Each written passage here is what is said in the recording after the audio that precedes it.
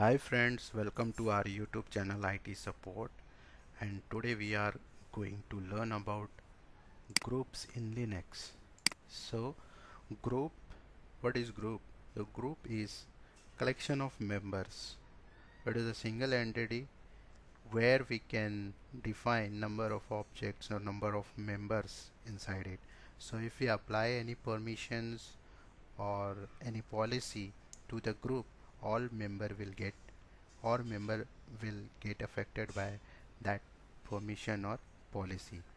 So if we created any file and assign the permission, read write permission for the group, all group member will get that permission. So all group member can read and write for the particular file. So in system in system from 1 to 99 triple nine, this GID and UID. GID is a unique identity number into the system by which user know that this is a particular users or a group into the system. So system knowing user and group by its ID, and the name of group and name a group of name of the group and the name of user is for our convenience, so that we can identify user, but it is understand by number to the machine. Okay, 1 to 999 is used for system related group and users. Okay, so suppose we installed Apache server, so it create one user Apache, so that this is the system user, and the ID will be assigned before 999, and the user which we are created other than the system is having the ID from 1000 to 60,000. Okay, so this is the range provided by rel 7. Before before Linux 6, before Linux 7, it was from 1 to 500. Okay, 1 to, you can say, 499 is assigned for system, and after that 500 to 60,000 was used by the users and user ID. Okay, so when the first group is created, first GID is assigned to the group. Okay, so if I created first group or first user into the system, so it will get the user ID and group ID 1000. Generally user ID and primary group ID, there are two type of group available into the system. First is the primary group and the second is the secondary group. Primary user itself will be the member of its primary group, and it is the name of group, and the username will be the same. Suppose I am creating one user,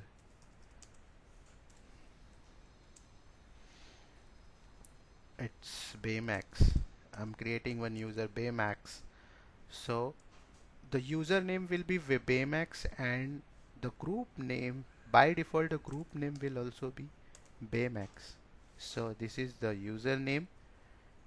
Okay, this is the username and this is the group name for the Baymax, and their ID will also same. Group ID will be 1000 and the primary group ID will be 1000. Okay, and one more term, that is secondary group.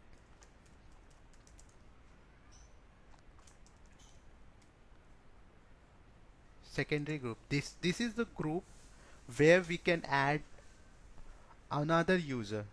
So every user having their primary group, and they can also be the part of secondary group. Okay, so So when the first user is created, GID is assigned to the group, and also specify GID by using option -G with the group add. Suppose, so if we can create a, if we don't want the system should assign the group ID, we can use option -H. That we will see later. Okay, so the configuration file /etc group and /etc shadow, these are the two files affected when we create a group into the system. Let me show you.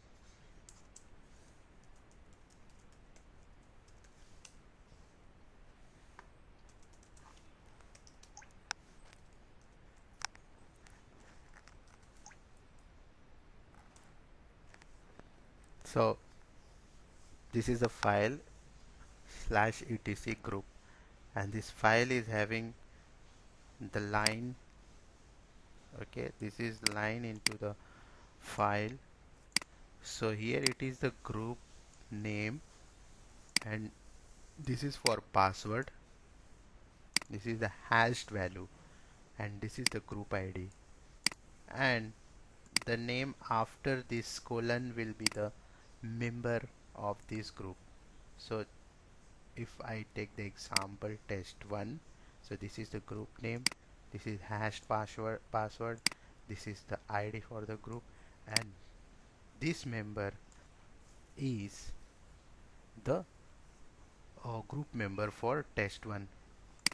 So for this user, this group will be the secondary group. Okay, so let me show you the second file, gshadow.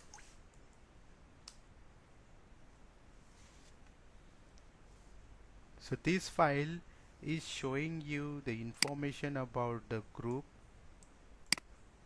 its password, here will be the GID, and this is the other member to the group. Okay, so generally it is not recommended for the user to create password for the group.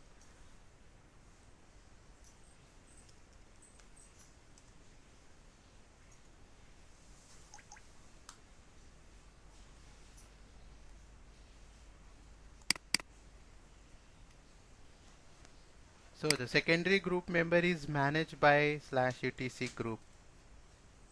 So if you want to add any user into the secondary group, you can just say vim,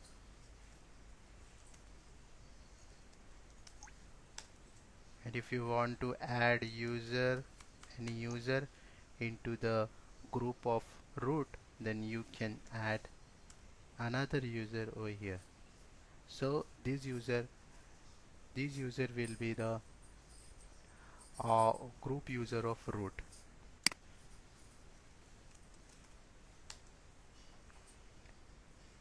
And the primary group is managed by the file /etc passwd. If you want to manage any, if you want to see or manage primary group,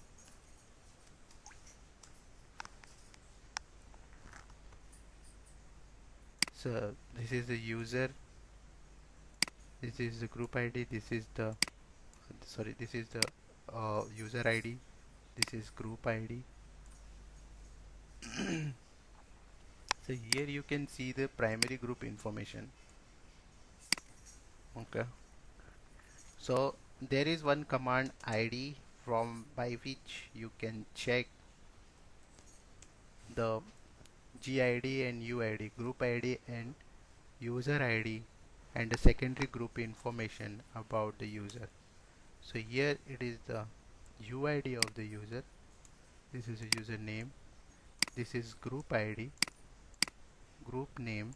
Okay, so this is a primary group name, and this field also show you the information about primary group and the secondary group. So administrator, admin account, admin user is the member of administrator group.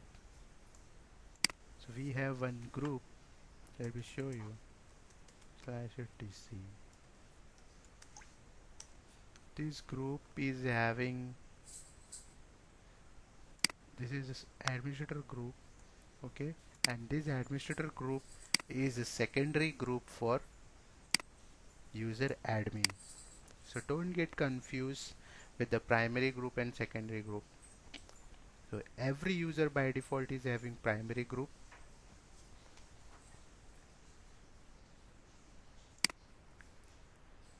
So if we look about the id command,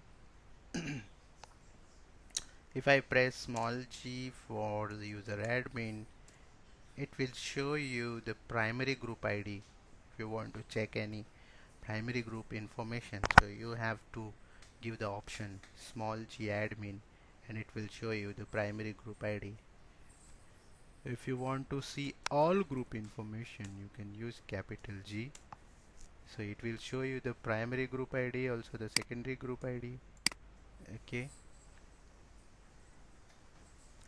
so this is also one option, -n, print the name instead of number, so it will print the number.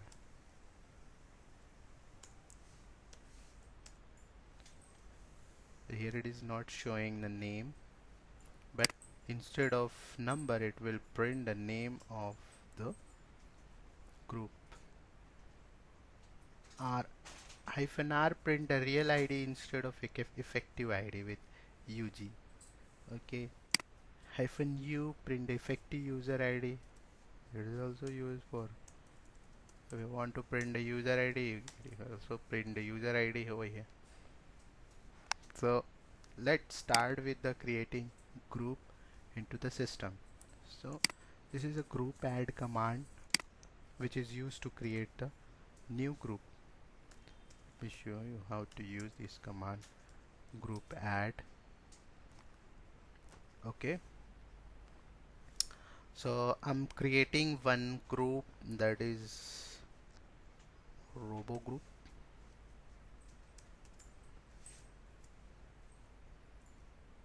So if I press enter, this group will create it, and if I use option -f with the group add, this will create the group and exit.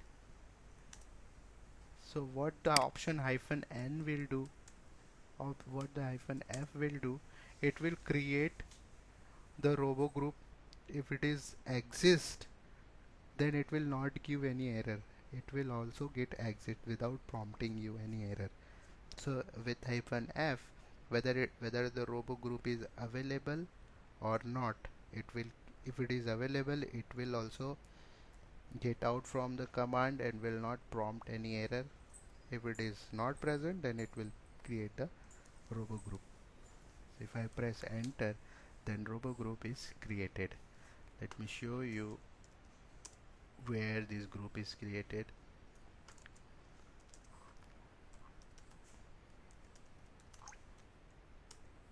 See, robo group is created with the group ID 5999. But as I told you, this is the group, it will not, you cannot see the robo group into the file etc passwd. Okay,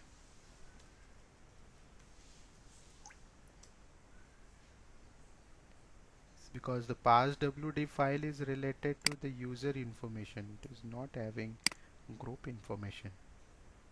Okay, that's why we are not able to see group information for the second. This is a secondary group for any user. If we want to add a admin user into this group, let me show you how to add. User mod command will use to append a group, because admin user is already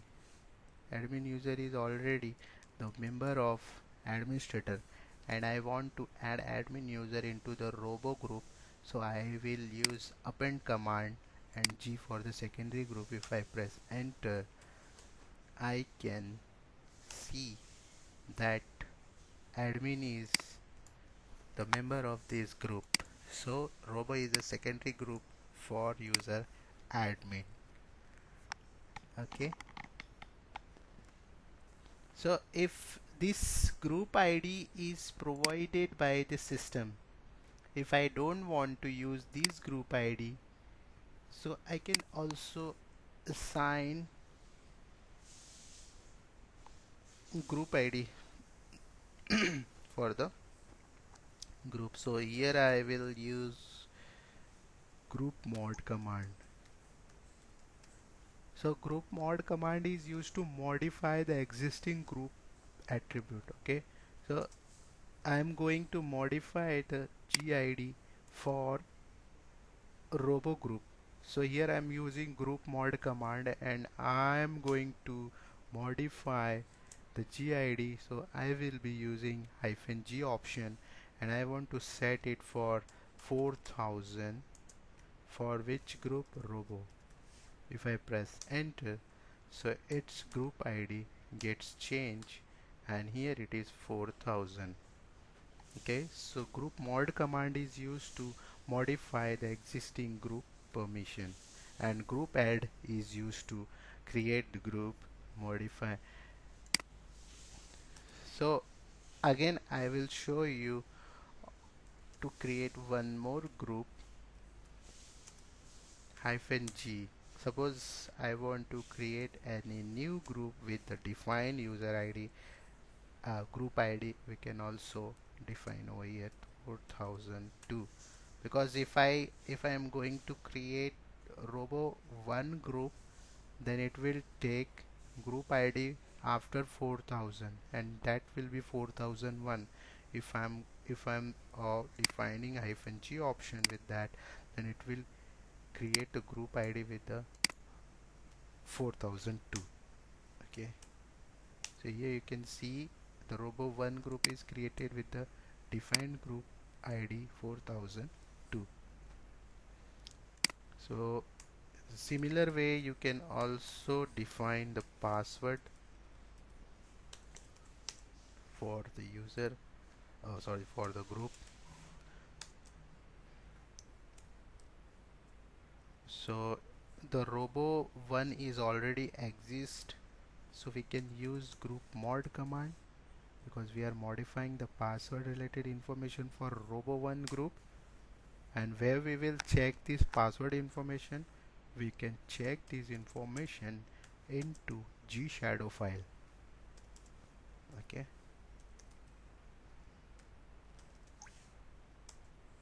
so here you can see this is the group name, this is password.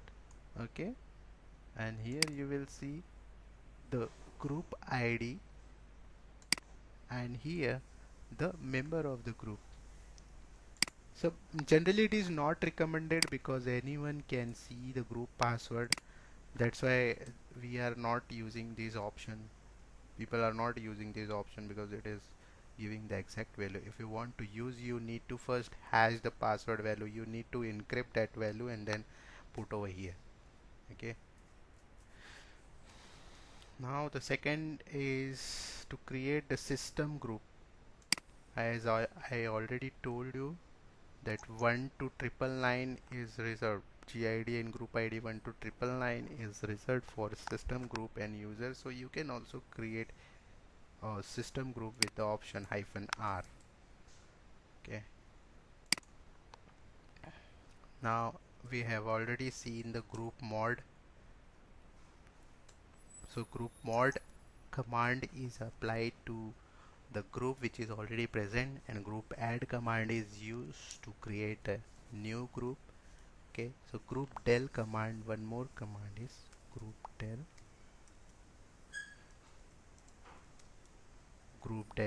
So groupdel command is used to delete the existing group. Robo1, I deleted the group robo1. Let me check.